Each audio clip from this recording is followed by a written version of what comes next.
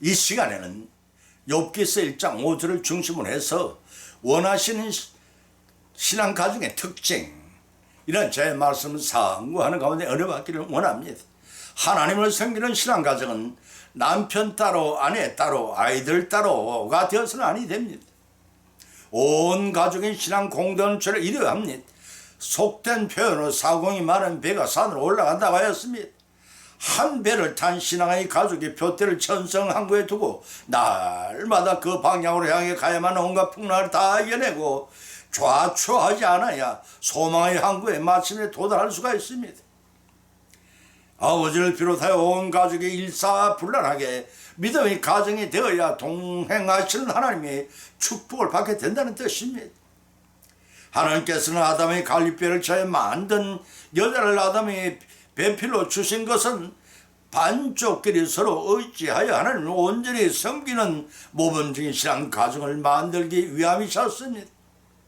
그뿐 아니라 장차 하나님과 영적인 양자 관계인 사람들과 영적 가족을 만들어 천국에 들어가 영생을 누리게 하는 게 하나님의 목적이시기도 합니다.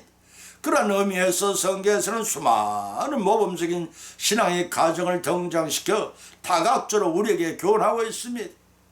첫째는 여호와의 도를 지키는 아브라함의 가정의 특징을 봅니다. 두 번째는 신앙을 확고히 결단한 여호수아의 가정의 특징을 봅니다.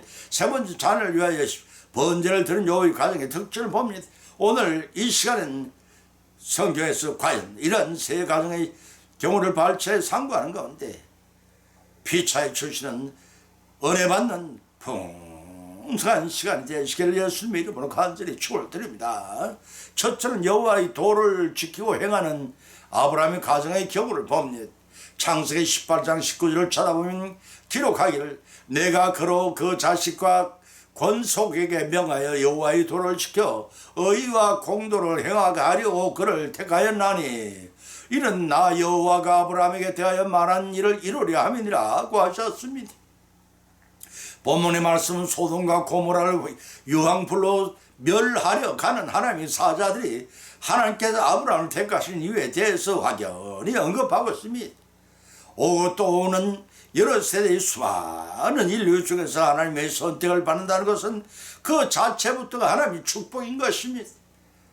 왜냐하면 하나님이 한번 택하시면 끝까지 책임지시며 여호와의 도를 지키는 자에게는 땅에서는 물론 저 천성에서도 영생의 복을 받게 하시는 사랑과 은혜가 충만하신 자비하신 분이시기 때문입니다.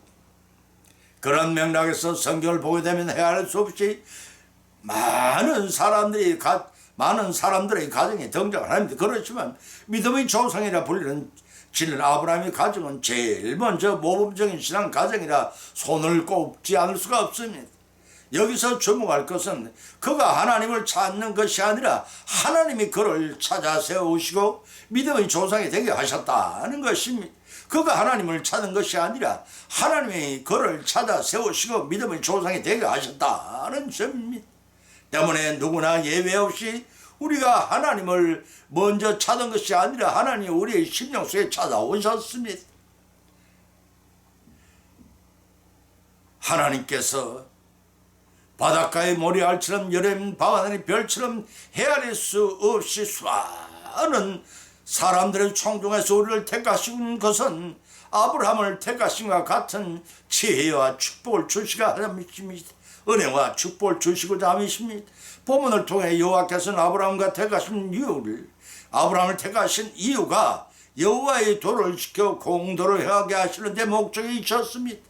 다시 말해서 하나님 믿는 모든 가정들을 만들어 오고 오는 세대들에게 복을 받게 하시고자 하셨습니다. 하나님의 뜻을 정하시면 그 목적하신 말을 반드시 성취하십니다. 동시에 도구로 사용된 자를 축복하시고 또한 그로부터 하나님의 그 영광을 받으시기를 원하십니다. 이사야서 43장 21절에서도 이사야 선지자의 입을 빌려 말씀하시기를 이 백성은 나를 위하여 지었나니 나의 찬송을 부르게 하려 함이라 하고 밝히셨습니다. 이 말씀의 중요한 사실은 아무에나 찬송을 받으시기 원하시지 않는다는 것입니다. 하나님이 택하신 백성, 오늘날의 하나님을 아버지라 부르는 영적인 자녀들에게 찬송의 영광을 받기를 원하신다는 사실입니다. 그뿐 아니라 영광의 찬송을 부르는 자들이 어떤 택한 자든 그들에게 하나님의 영광을 영원히 돌리게 하시는 축복에 참여하게 하십니다. 그 목적을 위해 성취에 누리게 하시려고 본문 19절에서 나 여호와가 말한 일을 이루려 함이라고 밝히셔서 놓고 계십니다. 하나님께서 아브라함 주권자로 선택하신 이유는 그로 하여금 여호와의 신앙을 자자손손 대대로 전수하기 위한 조처이셨습니다. 이에 순종한 아브라함의 신앙적인 헌신은 곧 여호와께서 그에게 약속하셨던 언약, 창세기 12장 1절로 3절과 15장 18절로 21절 17장 1절로 8절의 말씀을 성취시키는 과정이기도 했습니다. 여기서 우리가 명심해야 할 사실은 하나님은 친히 언약하신 바 반드시 이루시는 분이시지만 그 약속의 대상인 인간이 행하는 신앙의 신실성을 통하여 그 언약을 이루어 가신다는 것입니다. 그런 의미에서 노아는 세상 사람들의 비웃음을 삼에서도 동요하지 않고 산에서 방주를 건조함으로써 신실성을 보여줬고, 아브라함은 100세에 얻은 이상을 모리아 산에서 산제물로 바치라는 말씀에 무조건 순종하여 믿음의 진실성으로 신구약을 통한 가장 모범적인 신앙의 가정임을 보여줬던 것입니다. 사랑하는 성도 여러분, 우리 모두의 여호와의 도를 지켜 행한 아브라함의 가정처럼 모범적인 신앙 가정을 이루심으로 주님을 기쁘시게 해드리는 그런 가정을 이루어 나가시기를 예수님 이름으로 간절히 축원을 드립니다. 두 번째는 신앙을 확고히 결단한 여호수아의 가정을 봅니다. 여호수아 24장 15절을 찾아보면 만일 여호와를 섬기는 것이 너에게 좋지 않게 보이거든 너희 열조가 강 저편에 섬기던 신들이든지 혹 너희 거한 땅 아무리 사람이 신이라든지 너희 섬길 자를 오늘 택하라. 오직 나와 내 집은 여호와를 섬기겠노라고 선언하였습니다. 오늘날의 현대인들은 자영을 하지 않는 한 직장생활을 통해서 자신과 가족들의 생활비를 벌게 됩니다. 그때 반드시 요구되는 이력서가 있습니다. 그 이력서 상단에는 성명과 주소와 출신, 도명과 더불어 종교란이 있습니다.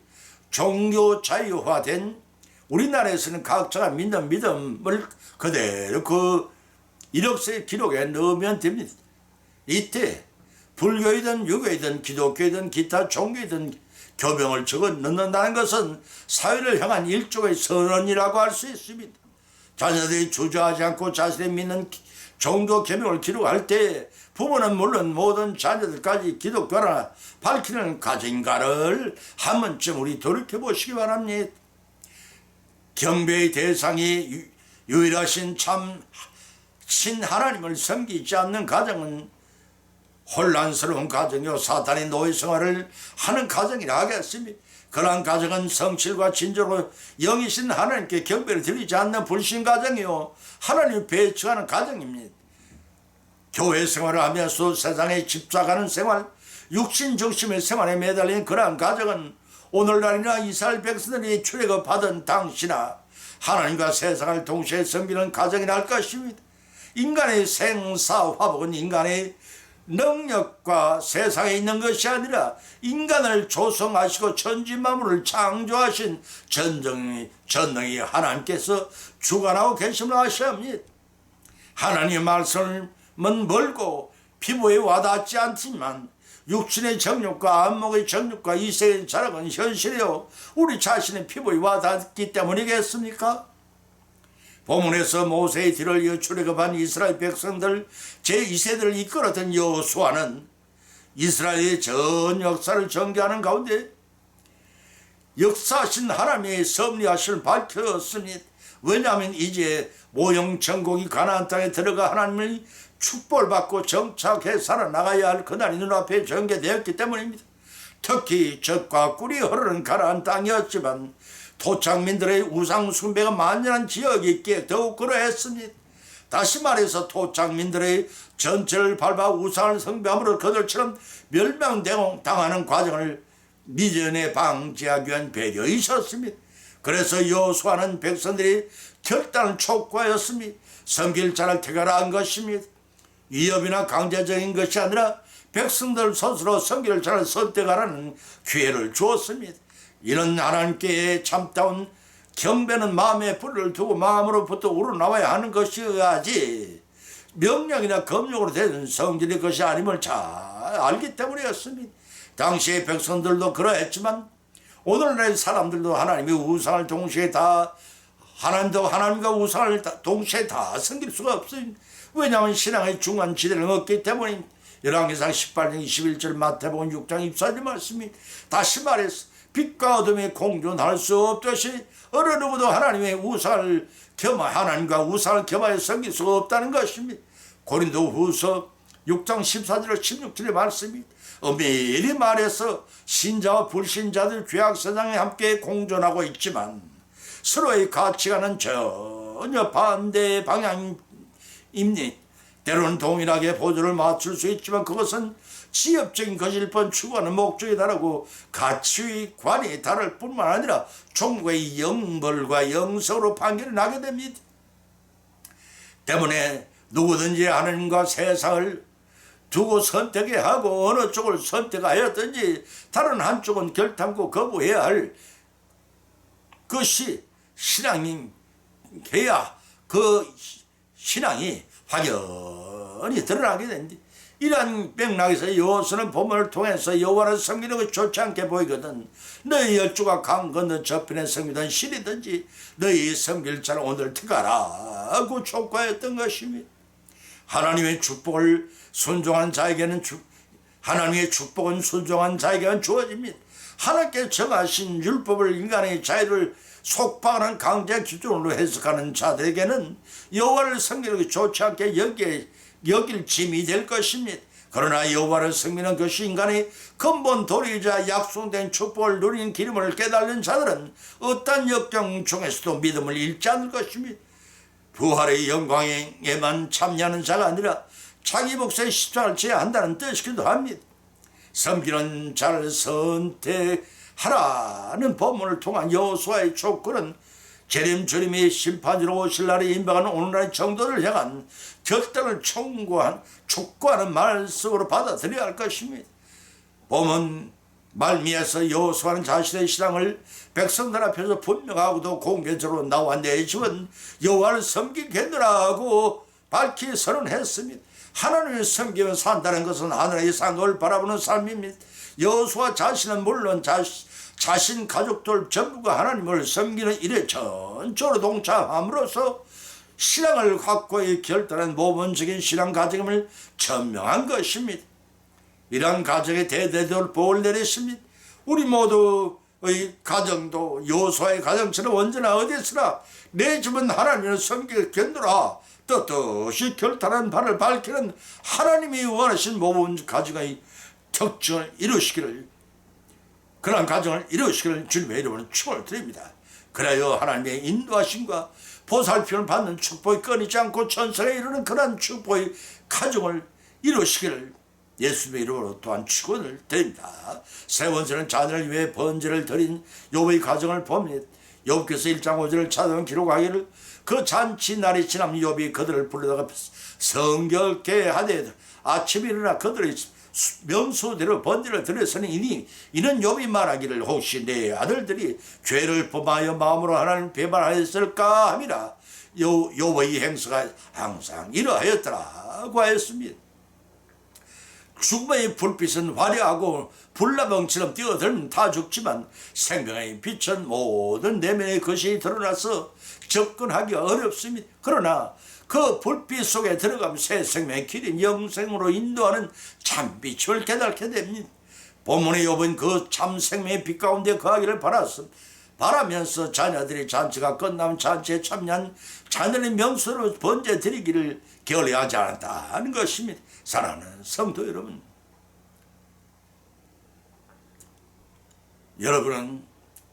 여러분의 가정은 자녀들에 대한 여러분의 신앙적인 관심은 어느 정도라고 여기고 계십니까?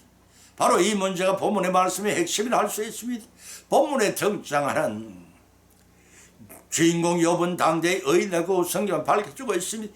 성경은 욥의 가정뿐만 아니라 수많은 가정들이 등장은 하지만 모범적인 가정을 11가정을 성경에서 선정한다면, 첫째는 하나님의 인도하심에 순종한 쫓은 아브라함의 가정이 있고, 두 번째는 죄악된 생활을 버리고 성결에 힘쓴 야곱의 가정이 있고, 세 번째는 우상을 버리고 완전한 하나님만 섬긴 여호수아의 가정이 있고, 네 번째는 자녀들이 범죄하지 않도록 신앙교육에 힘쓴 욥의 가정이 있고, 다섯 번째는 하나님을 성실히 섬기며 전적으로 헌신한 사가랴의 가정이 있고, 여섯 번째는 형제 간에 우애하고 주께 정성을 다한 나사로의 가정이 있고, 일곱 번째는 경건 생활과 구제에 힘쓴 고넬의 가정이 있으며, 여덟 번째는 말씀을 잘 듣고 저도 잘 대접한 루디아의 가정이 있고, 아홉 번째는 온 가족이 하나님 믿고 주님의 종을 접대한 빌립보 간수의 가정이 있으며, 열 번째는 온 가정이 하나님 믿은 그리스도의 가정과,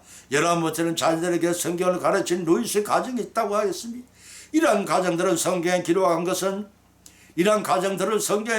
것은 하나님을 섬기는 가정의 신뢰를 통해 오늘날 본 말씀에 세 가지 본으로 보이시고 교훈을 주어 그와 같은 믿음의 특징적인 모범적인 가정을 이루어 하나님의 축복을 받게 하기 위한 하나님의 참사랑의 배려인 것입니다. 말처럼 쉽게 11가정이 이루어진 것은 결코 아닙니다. 그 신뢰를 7가지로 선별한 살펴면 이러하다가 하겠습니다. 첫 번째는 창세기 25장 21절과 사무엘상 1장 11절과 누가복음 1장 13절에서 자녀를 잉태하기 위한 기도가 있었고, 두 번째는 창세기 17장 18절을 통해 사생아 이스마엘의 장래를 위한 기도가 있었으며, 세 번째는 창세기 27장 27절 29절과 40장 28절에서 자녀들의 안전을 위해 기도하였으며, 다섯 번째는 사무엘하 12장 16절과 마태복음 17장 14절 15절과 마가복음 7장 26절을 통해서 다윗 왕이 불륜 자식의 병고초를 위해 기도한 바가 있으며, 여섯 번째는 역대상 29장 9절을 통해 하나님께 대한 순종과 과반수를 위해 기도를 했으며, 일곱 번째는 욥기 1장 5절에 욥이 자녀들이 범죄하지 않기를 기도했으며, 사랑하는 성도 여러분은 자녀들을 위해 날마다 성경에 등장하는 이들처럼 항상 기도하고 계시는지요?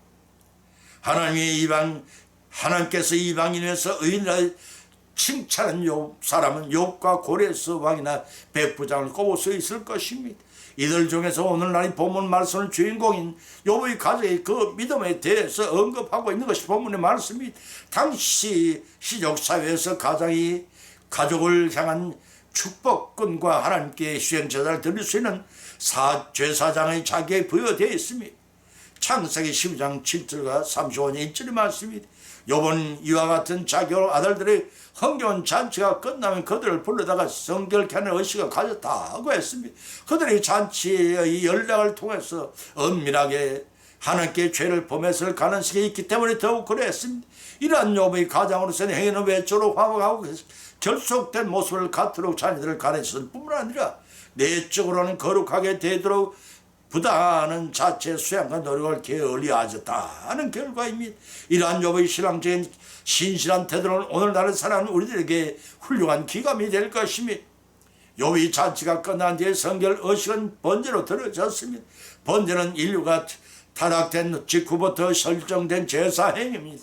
창세기 4장 4절의 말씀이 그 명칭의 성경적 기원은 노아의 홍수 이후에 처음 시작되었으나 창세기 8장 20절의 말씀이 모세에게 율법이 주어지기 전부터 속죄 방법으로 행해졌습니다. 때문에 본문 5절에 욥이 드린 번제는 그 성격상 속건제였음을 가능성이 큽니다. 레위기서 5장 16절, 민수기 6장 10절 참조하시기 바랍니다. 문제는 그 성결 제사가 무엇이든 간에 욥의 자녀에 대한 사랑을 엿볼 수가 있다는 점입니다. 한 자녀라도 범죄하여 하나님께 징계받거나 잘 불신 자녀가 되는 일을 사전에 방지하여 모범적인 신앙 가정을 이루어 하나님께 축복받는 가정이 되기를 원했습니다. 자녀를 위해 번제를 드린 욥의 가정처럼 우리 모두의 가정도 하루 일과를 마치고 귀가하는 자녀들의 엄밀한 죄까지도 용서받는 성결의 예배와 기도를 통해 축복을 성취해 행복한 가정을 다 이루어 나가시기를 예수님 여러분으로 간절히 축원을 드립니다.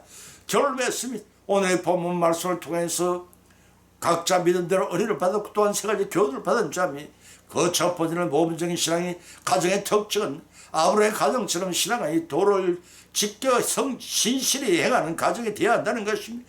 두 번째는 모범적인 신앙 가정의 특징은 여호수아의 가정처럼 확고한 신앙 결단하여 수행하는 가정이 되어야 한다는 것입니다. 세 번째는 모범적인 가정의 특징은 자녀들을 위해 번제를 드린 여호와의 가정처럼 우리도 자녀들에게 하루의 일과를 마치고 귀가하면 성결을 위한 예배와 기도를 드려야 한다는 것입니다. 이런 교훈을 받은 것으로 걷지 말고 우리의 실생활 가운데 받은 말씀을 실천하고 응용케 하시는 성령님의 역사하심을 믿으며 믿음의 성숙도 예배하시는 하늘의 복을 받아 영생의 복락을 다 누리시는 가정을 이루시기를 예수님의 이름으로 간절히 축원을 드립니다. 찬송가 435장을 올리겠습니다.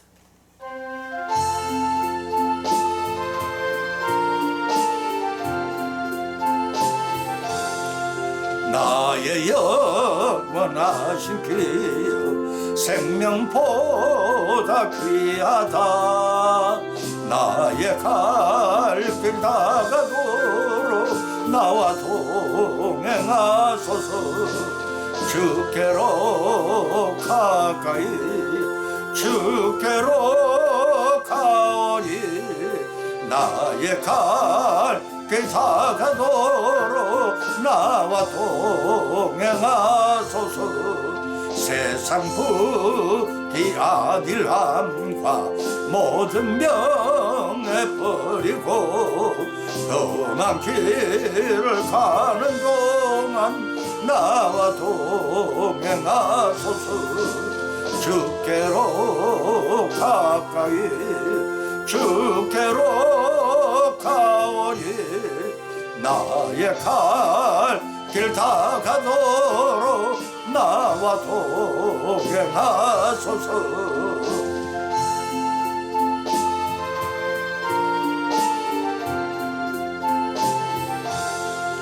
어두운 골짝 지나가면 험한 바다 건너서 천국문에 이르도록 나와 동행하소서. 주께로 가까이 주께로 가오니 나의 갈 길 다가도록 나와 동행하소서.